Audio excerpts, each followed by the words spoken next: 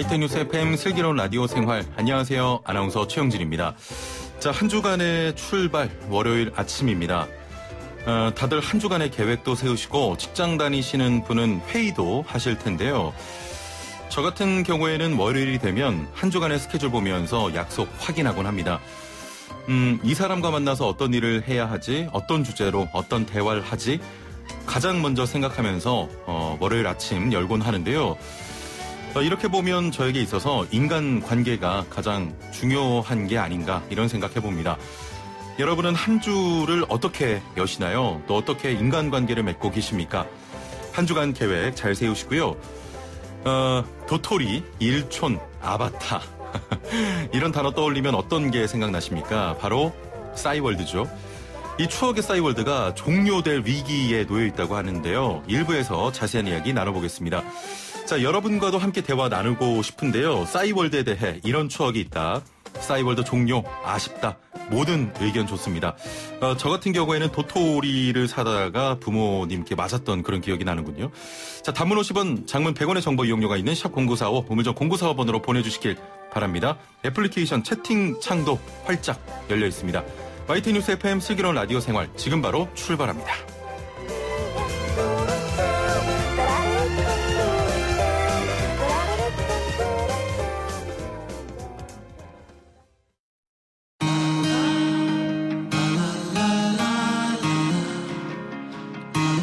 생활이 묻고 정보가 답한다. YTN 뉴스 FM 슬기로운 라디오 생활. 네, 1부는 현장의 목소리로 생활 속 이야기 들어봅니다. 2000년대 초반 추억을 저장하던 싸이월드의 운영이 종료될 위기에 놓였다고 합니다. 아직도 운영하고 있었구나 하는 분들도 있고 가끔 들여다보면서 추억을 되짚어보던 분들도 계실 텐데요. 마지막 인사를 앞둔 싸이월드에 대해 몇 가지 이야기 나눠보겠습니다. 자, 함께 말씀 나눌 분 모셔보죠. 플로터 김인경 기자 전화 연결돼 있습니다. 안녕하세요. 네, 안녕하세요. 아, 네. 출연 안 하시고 전화로 하시네요. 네. 싸이월드 하면 가장 먼저 떠오르는 게 싸이월드의 가상화폐 도토리입니다. 김인경 기자도 도토리 주고받던 그런 세대입니까? 네, 그렇죠. 저는 중고등학교 때부터 민용피를 썼는데요. 예. 대학 때까지도 클럽 활동도 하고 활발하게 썼던 것 같은데 예. 그때는 뭐 친구들끼리 도토리 선물도 하고 민용피 들어가서 좀 어색한 친구들하고 일촌평 같은 거 남기고 예. 그랬던 기억이 나네요. 네. 도토리가 음악을 사거나 이런 데 쓰는 거죠? 네, 음악을 사고 뭐 스킨을 사고 미니미라고 하죠. 아바타를 꾸미고 이런 데다 쓰던 가상 예. 사이버머니죠. 예. 기억이 새록새록 나는군요. 2000년대 초반부터 좀 싸이월드 활발하게 운영했던 기억이 있습니다. 지금으로 치면 페이스북이나 인스타그램, 뭐 트위터 같은 SNS의 한 종류라고 볼 수 있잖아요. 네, 싸이월드를 아마 모르시는 분들도 있겠죠. 싸이월드를 간단히 소개드리자면 카이스트 출신 학생들이 벤처 창업을 해서 만든 SNS였는데요. 처음에는 클럽을 중심으로 한 커뮤니티 서비스로 1999년에 문을 열었습니다. 그 다음에 이제 2001년에 미니 홈피를 시작하면서 좀 차별화된 커뮤니티 서비스를 제공하기 시작했고요. 현재 그 SNS인 인스타그램이나 페이스북, 트위터하고 좀 차이점이 있다면 싸이월드는 지금보다 좀 더 폐쇄적이고 자기 자신에 대한 표현을 다양한 방식으로 할 수 있던 것 같습니다. 말씀하셨던 것처럼 이제 뭐 그 도토리라는 사이버 원의를 구입을 해가지고 민용피 스킨, 뭐 아바타인 미니미 홈피 배경음악 이런 것들을 좀 꾸미면서 자기 기분이나 상태, 취향 같은 것들을 좀 많이 보여주는 그렇습니다. 창구로 작동했던 것 같습니다. 예. 싸이월드가 처음 만들어졌을 때 한국판 페이스북으로 조명을 받았고요. 또 활성화되면서 미국이나 중국까지도 진출을 했지 않습니까? 네, 그랬죠. 이게 마크 저커버그 CEO가 페이스북을 2003년에 처음 만들었었는데 사실 이제 그래서 싸이월드가 페이스북보다 원조이긴 합니다. 그래서 국내 IT 업계에서는 오히려 이제 저커버그가 창업 초기에 한국을 방문해서 싸이월드를 벤치마킹했다 이런 설이 전해지기도 하는데요. 이게 한때는 정말 월 접속자 2천만 명을 넘으면서 전성기를 맞이를 했었는데 2003년에 그 네이트 운영사죠. SK컴즈가 싸이월드 인수했고 이때부터 네이트와 연동이 되고 뭐 2007년에 중국, 미국, 일본, 독일, 베트남 해외도 진출도 하고 나라마다 법인도 내면서 좀 공격적으로 행보를 이어갔는데 전부 실패를 하고 철수를 했습니다. 그 2011년에도 또 다시 글로벌 싸이월드를 내놓으면서 해외 진출을 시도했는데 이게 이미 페이스북이 사실 SNS를 다 선점을 한 상태라서 또 사업을 접게 됐고요. 그래서 네.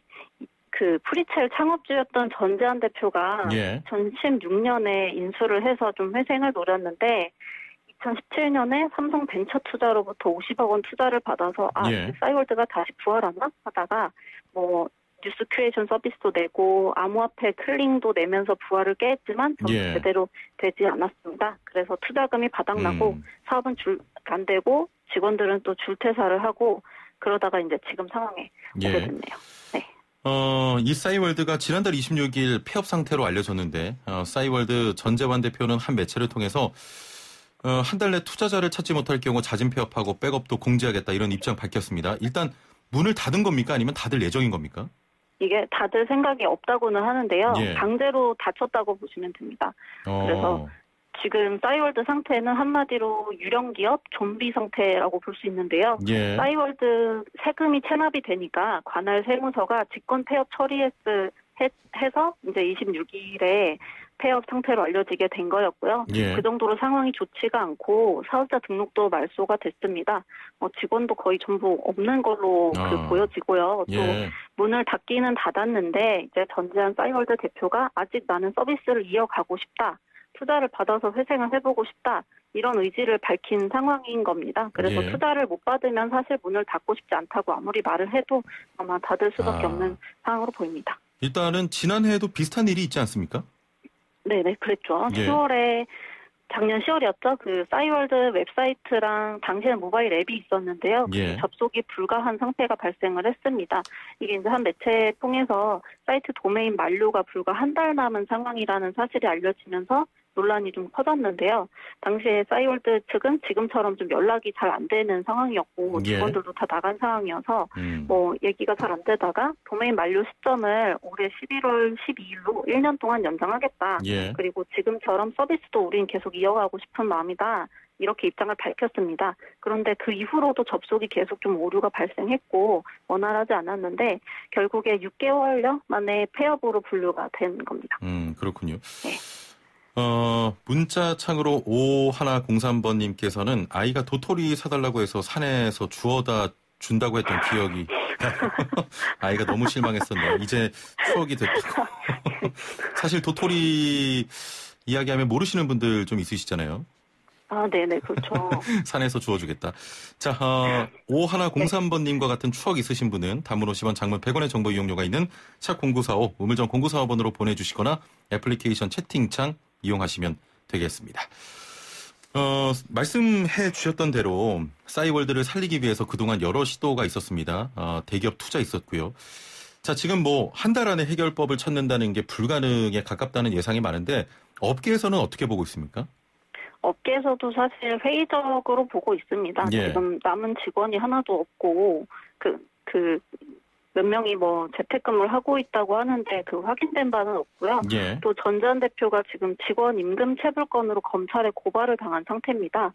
그래서 오는 25일에 서울 동부지방법원에서 관련 재판을 받게 돼 있는데요. 경영난을 겪으면서 그 임금 10억 원 정도를 그 체불을 했다고 해요.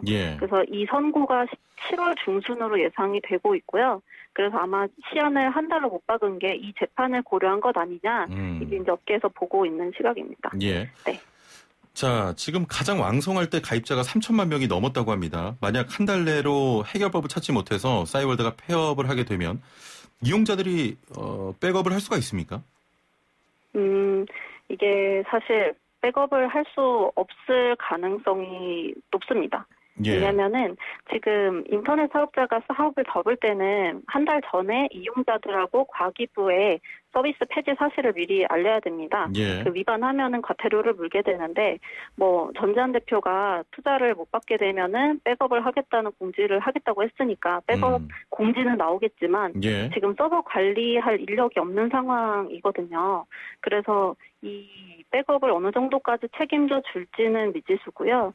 현행법상 이제 또 문을 닫으면은 예. 보유하고 있는 개인정보를 지체 없이 파기해야 합니다. 이게 개인정보 유출 때문에. 예. 그래서 지금 이 상황에서 뭐 개인정보를 이용자에게 이제 싸이월드가 개인정보를 제공하는 조치를 취하지 못하더라도 예. 강제로 하도록 하거나 처벌할 수 있는 법조항 자체는 없고요. 예. 근데 좀 정부 쪽에서 도와줄 수도 있지 않나 뭐 이런 얘기들이 나오기는 하는데요. 아직 뭐 확언하기는 어려운 것 같습니다. 예. 일단은 지금 로그인은 되는 상황입니까? 네네. 로그인이 되는 분도 있고 안 되는 분도 있는데요. 이게 지금 사이트가 열리기는 하는 이유가 예. SK텔레콤 그 자회사였던 그 SK컴즈랑 예. 이제 KT 인터넷 데이터 센터에 서버를 넣어뒀기 때문인데요. 자체 서버랑 시스템은 운영되지 않는 상태여서 이게 이용자마다 뭐 어떤 분은 됐다고 하고 어떤 분은 안 됐다고 하고 또 이제 저 같은 경우에는 로그인을 해봤더니 미니 홈피가 또 뜨지를 않더라고요. 예. 그러니까 뭐 사용자마다 좀 다른 상황이 있는 것 같긴 합니다. 예. 예. 애플리케이션으로 슬기로운 옵션님께서는 방문자 수가 적으면 인기가 없는 것 같아서 제 미니홈피 새로 고침해서 방문자 수를 늘렸던 기억이 있다고. 저도 F5 키를 엄청나게 누르곤 했는데 그때 푸데이수가 네. 나오잖아요. 하루에 얼마만큼 내 미니홈피를 방문했는지. 7181번님께서는 추억의 사진들, 동영상들이 너무 많은데 백업을 받을 수 있는 방법이 너무 없어서 아쉽습니다. 추억을 찾아주세요 하셨는데 지금 뭐 SNS 등에서 싸이월드 데이터 백업하는 방법이 전해지고 있다고 들었습니다. 네, 전해지고는 있습니다. 그래서 저도 남아있는 사진이 많아서 열심히 좀 찾아봤는데요. 예. 로그인 정보를 좀 아는 게 중요한 것 같습니다. 지금 그 로그인 시도를 했을 때 아이디랑 비밀번호를 모를 경우에는 좀 찾기 어려운 상황들이 많이 있거든요. 그래서 미니홈피 사진을 PDF 파일 형식으로 내려받을 수 있는 싸이북 서비스가 유료로 있는데 이걸 좀 시도해 보실 수 있고요. 그리고 또 우회적으로 싸이월드 사진을 백업하는 방법 중에는 그 길호넷이라고 5기로 개발자가 만든 사이트인데 여기에 이제 싸이월드 사진 그 백업 프로그램이 있습니다. 이걸 다운받아서 로그인 정보를 입력하면 자동으로 사진을 백업을 폴더에다 하나에 저장을 해주고요. 이메일과 비밀번호가 기억이 나지 않으면 미니홈피 주소를 입력해서 백업을 할 수도 있습니다. 근데 이거는 사실 전체 공개된 사진들에 한해서만 백업이 된다고 해요. 그리고 저는 이제 로그인 정보를 모르고 미니홈피도 지금 뜨지 않기 때문에 둘 다 지금 실패를 한 상황입니다.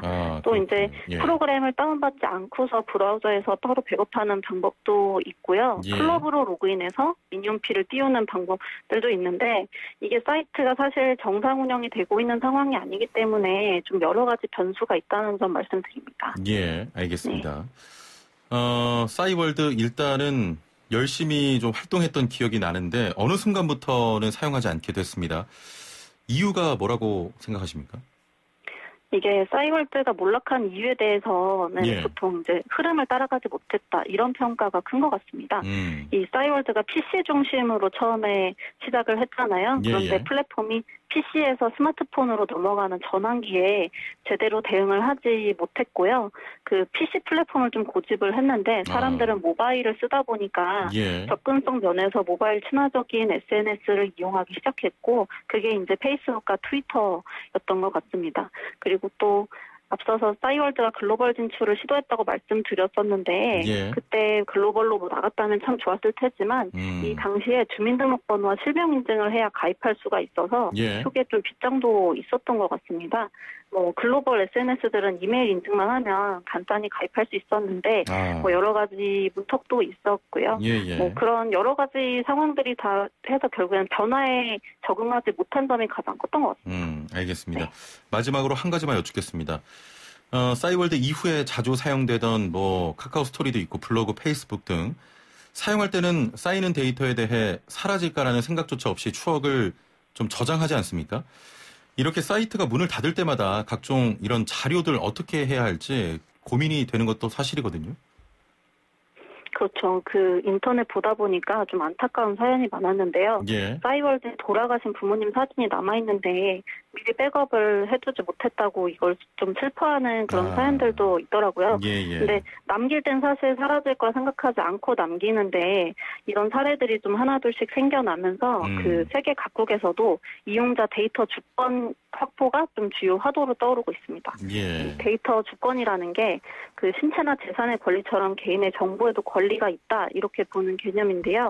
그 데이터가 언제 어디서 어떻게 어떤 목적으로 사용되든지 결정할 수 있는 자기결정권 이런 거 뜻한다고 합니다.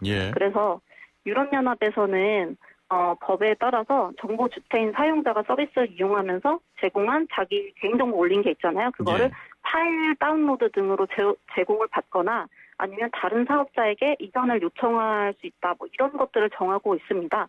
그리고 실제로 이제 뭐 페이스북, 인스타그램은 언제든지 이용자가 자기 데이터를 스스로 내려받을 수 있게 그 지원을 하고 있고요. 네이버 블로그나 뭐 카카오톡도 그런 기능을 지원한다고 하네요.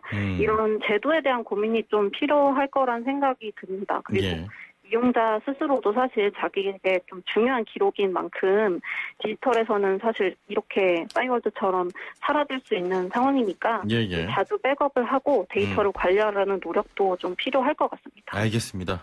추억의 한 조각이 사라지는 것 같아서 과거 이용자로서 굉장히 안타깝네요. 오랜 말씀 감사합니다. 네, 감사합니다. 블로터 김인경 기자였습니다.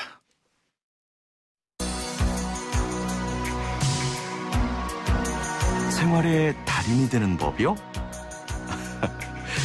YTN 뉴스 FM 슬기로운 라디오 생활을 들으셔야죠.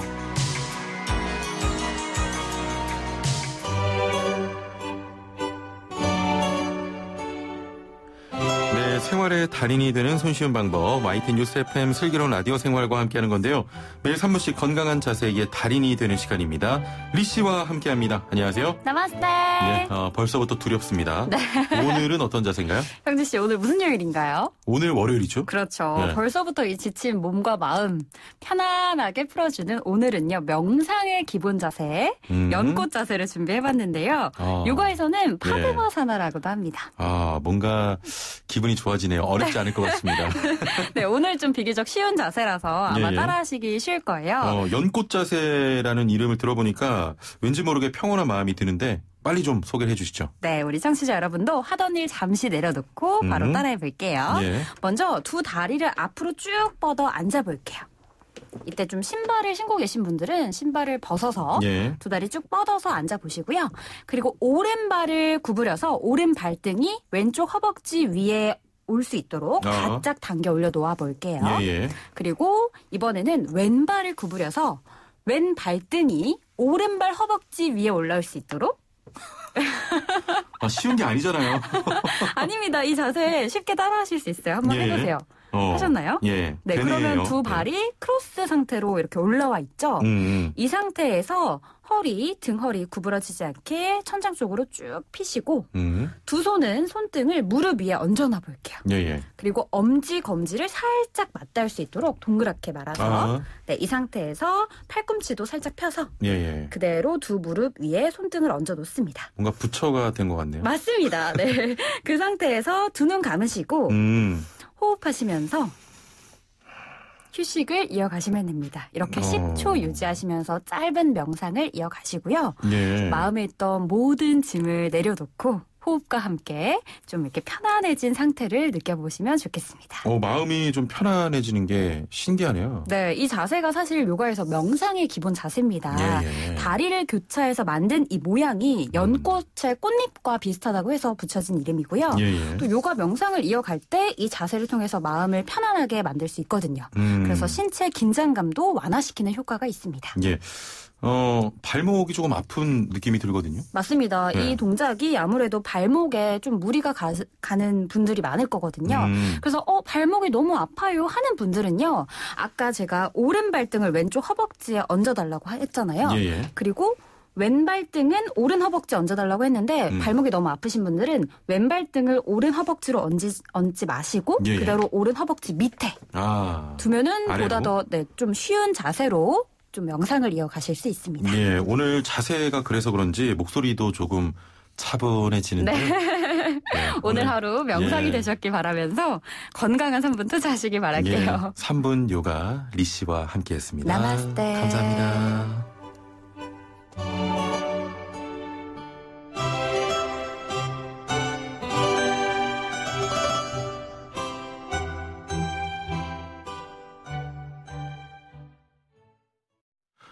네, 연꽃 자세 한번 따라해 보시고요. 3분 투자로 건강해질 수가 있습니다.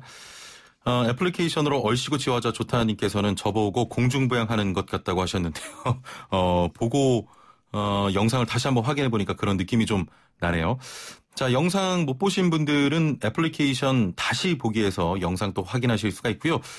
자, 2부는 경기도 소식 준비되어 있습니다. 경기도 소식 듣고 이어서 건강 상담인데 치과, 그중에서도 임플란트 관련 이야기 나눠보겠습니다.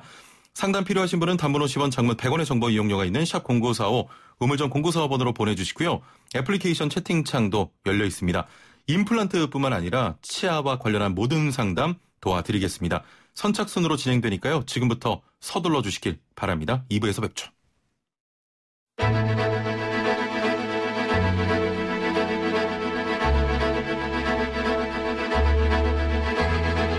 구석구석 알찬 정보들을 모아 지혜로운 생활로 인도합니다. YTN 뉴스 FM 슬기로운 라디오 생활. 네, 슬기로운 라디오 생활 2부는 생활정보 소식으로 시작합니다. 오늘 경기도 소식인데요. 경기도에서 일용직 아르바이트 등 취약 노동자들을 대상으로 병가 소득손실 보상금 제도를 운영합니다. 자세한 내용 경기도 노동정책과 손일권 과장 연결돼 있습니다. 안녕하세요. 안녕하세요. 노동정책과장 손일권입니다. 예. 자, 먼저 취약노동자 병가 소득손실 보상금 어떤 제도입니까? 코로나19 사태 장기화와 지역 감염 확산 추세에 따라서 국민들께서 걱정이 많으실 텐데요. 예. 특히 얼마 전에 발생되었던 쿠팡 물류센터 감염 사례처럼 일용직이나 알바 노동자들의 경우에는 하루 임금이 곧 생계와 직결되는 아프면 쉬세요라고 하지만 아파도 쉬지 못하고 열이 나거나 코로나19 의심 증상이 있어도 쉽게 검진을 받지 못하고 일터로 내몰리게 되죠. 그렇습니다. 경기도에서는 이러한 고용 형태 취약 노동자들이 코로나19 의심 증상이 있으면 일을 잠시라도 멈추고 진단검사를 받을 수 있도록 병가 소득 손실 보상금 23만 원을 지원해드리고 있습니다. 예. 지난 6월 4일 경기도 이재명 지사와 경기도시장 군수협의회가 긴급 기자회견을 통해서 공동 발표한 코로나19 사태 장기화에 따른 취약노동자 지원 방안의 일환으로 시행하고 있습니다. 예. 자, 그러면 구체적인 지원 대상과 신청 방법 좀 소개해 주시죠. 네, 알겠습니다. 이번 병가 소득 손실 보상금 지원 대상은 경기도에 거주하는 경기도민이고 예. 취약 노동자로 6월 4일 이후 코로나19 의심 증상으로 의료진의 소견에 따라서 진단검사를 받고 검사 결과 통보일까지 자가격리를 한 경우에 해당이 되겠습니다. 예. 다만 양성 판정을 받은 경우에는 정부 코로나19 생활지원금이 별도로 지원되기 때문에 중복으로 지원해 드리지는 않습니다. 예. 신청은 주소지 시군 이메일이나 우편으로 하시면 되고요.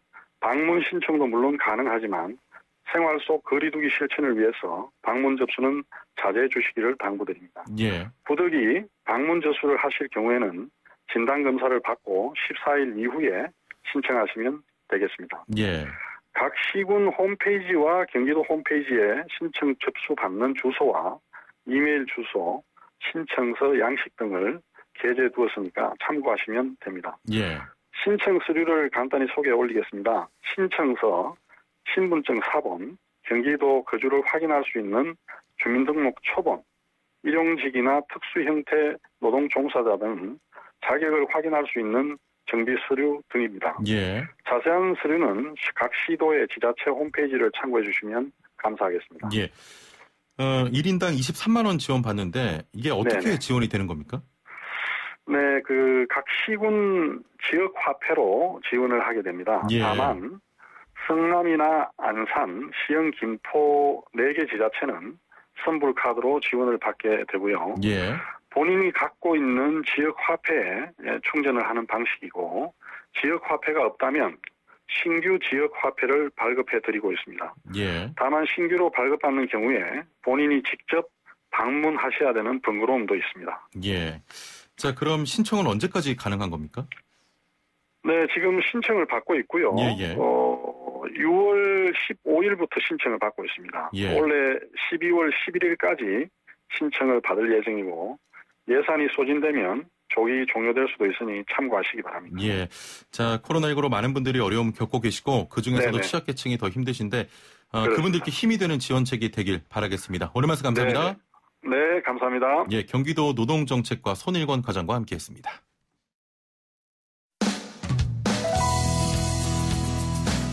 슬기로운 라디오 생활 2부에서는 건강, 세금, 자동차, 부동산, 노동 분쟁까지 생활 속 궁금증과 상식들을 속 시원하게 풀어보는 상담실이 마련됩니다.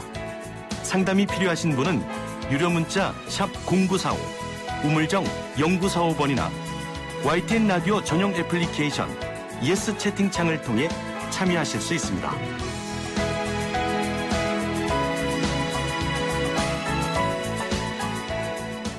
네, 슬기로운 라디오 생활 2부는 매일매일 각 분야 전문가들과 함께 생활 속 다양한 궁금증 해결해 보겠습니다.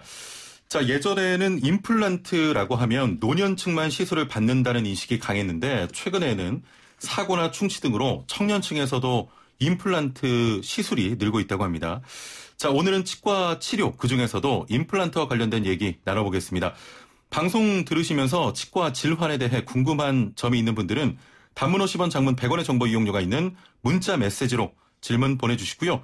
거듭 말씀드립니다만 YTN 라디오 애플리케이션 댓글창, 채팅창도 열려 있습니다. 자, 그럼 오늘 함께 말씀 나눌 분 모셔보죠. 이너스치과 정규호 원장과 함께합니다. 안녕하세요. 네, 반갑습니다. 예, 출연 감사드리고요. 네, 사실 반갑습니다. 이전부터 좀 궁금했는데 네. 치과 의사분들도 이가 썩습니까? 네, 저도 많이 써서 같이 있는 동업원 원장한테 치료받고 그렇게 있습니다. 진료도 받으십니까? 받아야죠. 수시로 스캐닝도 받고 있습니다. 예. 굉장히 좀 멍청한 질문이었습니다. 임플란트라고 하면 과거에는 어르신들이 좀 필요한 치료 방법이다 이런 인식이 있었는데 네. 요즘에는 연령과 상관없이 많이 좀 이용하시는 것 같습니다. 그렇습니다. 어떻습니까? 요즘 점차적으로 젊은 층들이 훨씬 더 많아지고 있는데 예. 과거에 비해서 이제 비용이 저렴해지니까 늘어나는 추세가 되고 있고 예. 근데 그 임플란트가 처음에는 비용이 워낙 비싸가지고 주로 틀니 환자에게서 그 대체용으로 사용했었었는데 요즘은 젊은 환자들이 많이 늘어나고 있습니다. 자, 임플란트 수술이라고 하면 막연하게 잇몸에 뭐 철골이든지 심고 뭐 이 정도로 생각하는데 수술은 어떻게 진행이 됩니까? 일단 검사를 해서 하게 되죠. 그래서 이게 치아가 없게 되게 되면 과거에는 파노라마 사진이라고 해서 2차원적으로 진단을 하고 그 길이에 의해서 주로 열고 확인을 하는 과정을 했었는데 점차적으로 이제 CT가 보급이 되면서 진단 과정에서 이미 플랩을 잇몸을 찢지 않고 할 수 있는 수술 기법들로 점차적으로 변해가고 있고 그에 따라서 환자분들이 불편함도 많이 감소할 뿐만 아니라 수술 후에 바로 일상생활에 복귀하셔도 아무 불편함이 없는 그런 단계로 지금 변해져 있습니다. 그렇군요. 과거에 비해서 수술 방법도 좀 바뀌었습니까? 그렇죠. 그래서 아까 말씀드린 것처럼 잇몸을 찢고 했었었는데 요즘은 그 내비게이션 임플란트라고 해서 거기에다 어떤 가이드를 미리 장착을 한 다음에 CT로 활용하면은 잇몸을 열지 않은 상황에서 저희가 의사들이 알 수 있으니까 그 정보를 이용해서 수술 시에도 그것을 바로 그대로 믿고 진행을 하는 거죠. 그래서 그 내비게이션이라는 의미가 그것을 따라서 가면 된다니까 의사들이 그것을 그대로 이제 시행을 하니까 수술 시간도 짧게 걸리고 또 잇몸을 또 꼬매는 이런 작업도 없고 그러니까 훨씬 더 환자에게는 편안하게 접근할 수 있는 상황이시고 다들 그러한 거를 했을 때 과거에 시술을 받던 분들이 다시 시술을 받는 과정 중에서 이렇게 좋아졌냐 많이들 놀라고 있죠. 네. 수술 전후에 또 어떤 부분 지켜야 될지 궁금한데 음식을 가려야 한다거나 평소 약을 복용하고 계신 분이 있다면 이 약은 안 된다거나 뭐 이런 부분들이 있겠습니까? 수술 전에 예를 들어서 골다공증 환자들에게는 통상적으로 그 수술이 어렵습니다. 그래서 비스포스포네이트라는 그 약물 계열의 골다공증 환자들은 수술이 좀 어려워지는데 통상적으로 한 3개월 이상 복용을 끊고 할 수가 있고요. 그다음에 이제 그 못하는 대상들은 주로 허약하신 분들이 일단 몸이 허약하거나 그래서 그 관리가 어려우신 분들은 일단은 지양하게 되겠습니다. 그렇군요. 수술하고 나서 관리도 중요할 것 같은데 임플란트 심고 난 뒤에 정기 점검 같은 것도 필요할까요? 그럼요. 수술 후에 제일 중요한 거는 뭐랄까 1차적으로 수술 후에 보철 과정까지의 과정 중에서는 걔가 임플란트를 심어놓고 그 위에 그 요즘은 완전히 매복시켜 놓는 게 아니라 위로 조금 노출이 돼 있는데 그 노출된 부위의 관리가 또 중요합니다. 그래서 거기를 혓바닥으로 자꾸 댄다거나 하게 되면은 골이 형성이 되지 않은 그런 시기니까 또 그 실패로 이어지는 경우가 있을 수 있으니까 하셔야 되고요.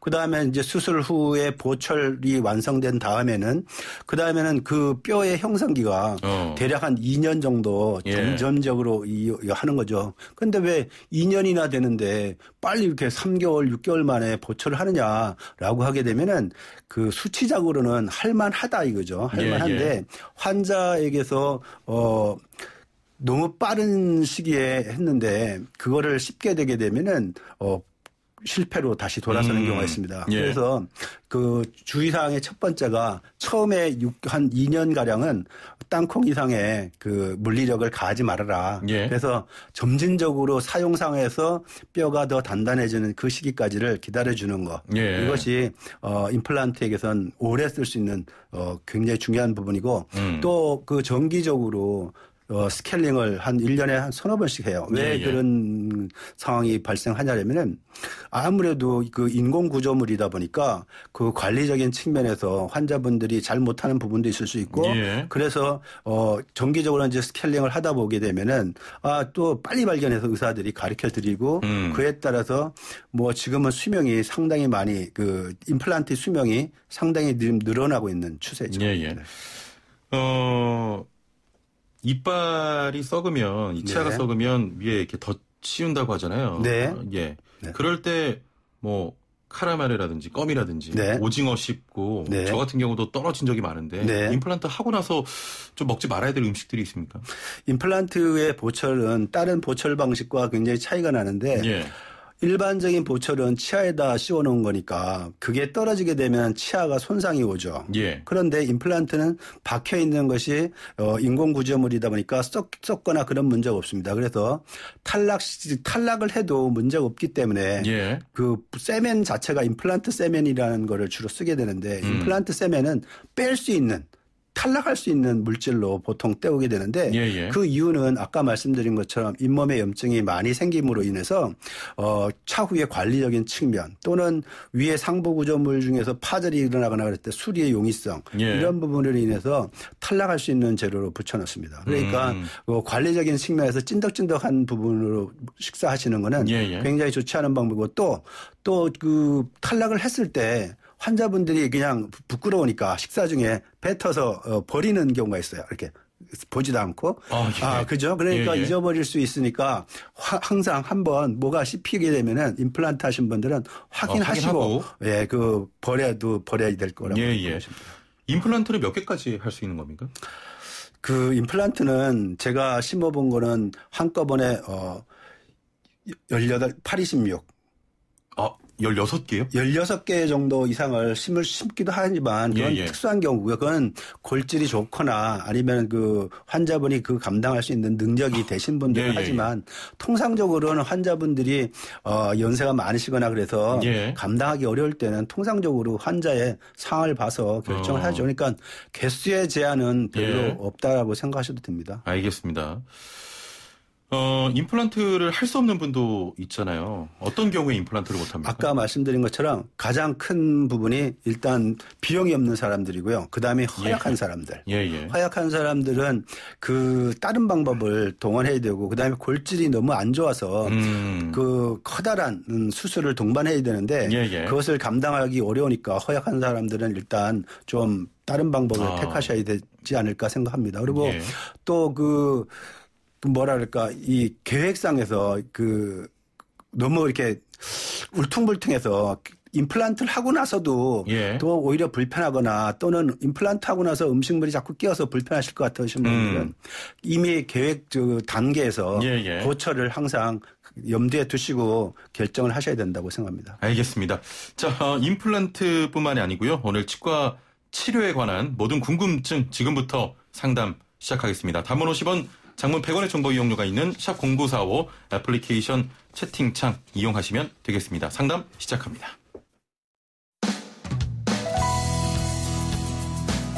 슬기로운 라디오 생활 2부에서는 건강, 세금, 자동차, 부동산, 노동 분쟁까지 생활 속 궁금증과 상식들을 속 시원하게 풀어보는 상담실이 마련됩니다. 상담이 필요하신 분은 유료 문자 샵 0945, 우물정 0945번이나 YTN 라디오 전용 애플리케이션 예스 채팅창을 통해 참여하실 수 있습니다.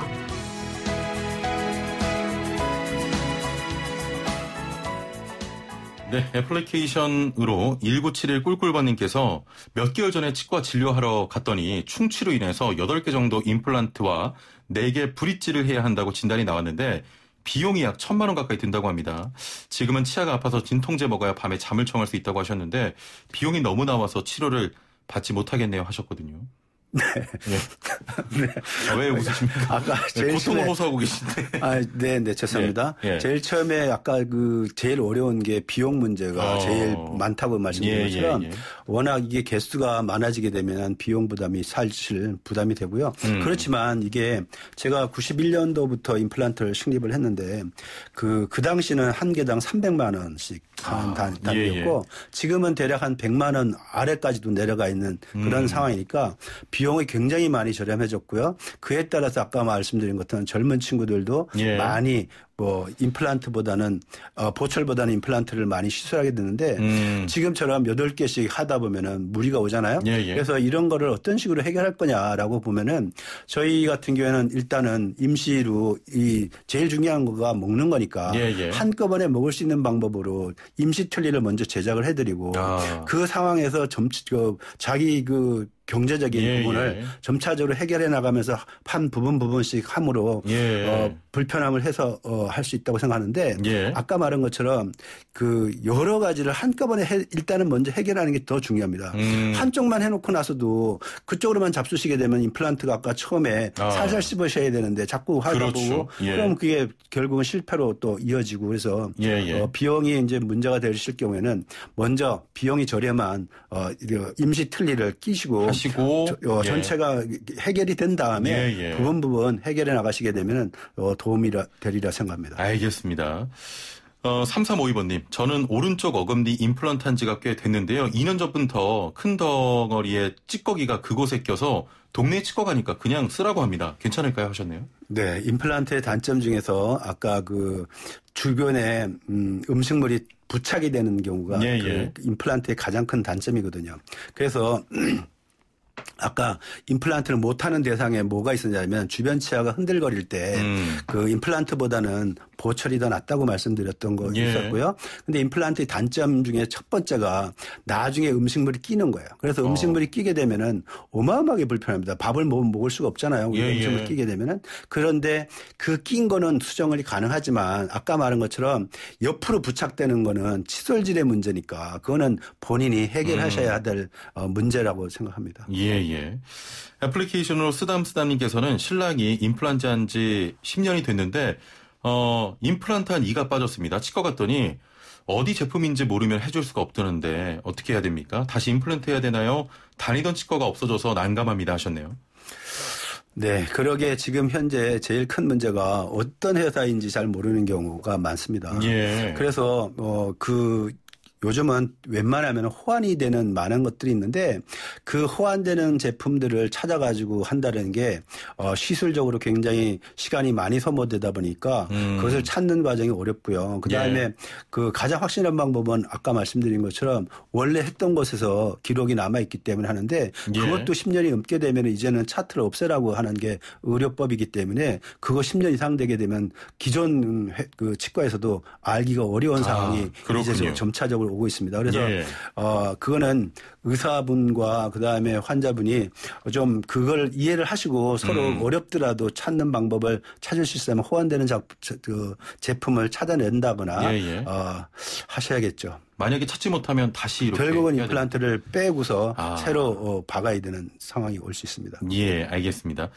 6974번님, 교정을 40 넘어서 해도 될까요? 어려서는 돈이 없어서 못했고 이제 좀 살만해서 가능합니다 하셨네요. 네, 교정 제가 제일 나이 많은 사람들 지금 80이 넘는 사람들도 교정을 하고 있는데 그 교정이라는 의미가 젊어서 하는 교정과 나이가 먹어서 하는 교정의 의미가 좀 틀릴 수 있어요. 무슨 얘기냐면은 젊어서 할 때는 뼈가 형성기이기 때문에 부작용이 없다라고 생각하셔도 돼요. 그런데 나이가 드신 분들은 교합의 안정이 왔기 때문에 굳이 밥을 내가 잘 먹는데 앞에 보이는 거 불편한 거 또는 이를 빠진 지 잘 안 해놔서 몇 개가 좀 쓰러져 있는 거 그 정도이기 때문에 부분 교정이라고 해서 그 자기가 필요한 부분만 하시게 되면은 기간도 한 6개월이면 웬만하면 할 수가 있고요. 비용도 저렴하고 그리고 본인이 원하는 걸 얻을 수 있는데 그 나이가 돼서 전체 교정을 할 필요가 과연 있을까요? 그거는 만약에 그게 정말로 필요했었던 분이면 대개가